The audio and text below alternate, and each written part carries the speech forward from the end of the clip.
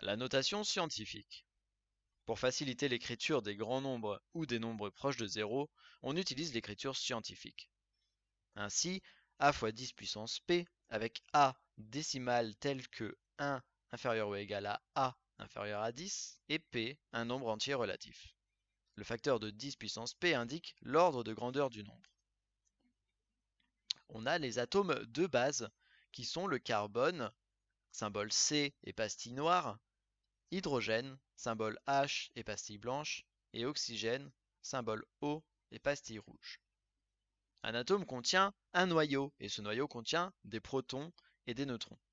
On appelle nucléon l'ensemble des protons plus les neutrons.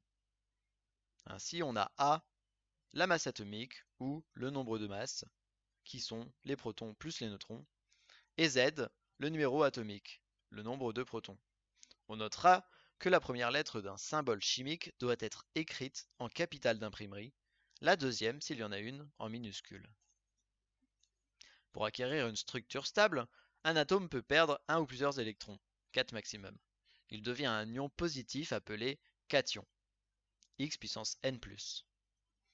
Pour acquérir une structure stable, un atome peut gagner un ou plusieurs électrons, 3 maximum. Il devient un ion négatif appelé anion, X puissance n-. Les solutions qui contiennent des ions sont appelées solutions ioniques. La solution aqueuse d'un composé est toujours électriquement neutre. Un ion polyatomique est constitué par un groupement d'atomes. Lors d'une réaction chimique, il y a conservation des atomes. Lors d'une réaction chimique, il y a conservation de la masse. Une réaction exothermique est une réaction qui dégage de la chaleur.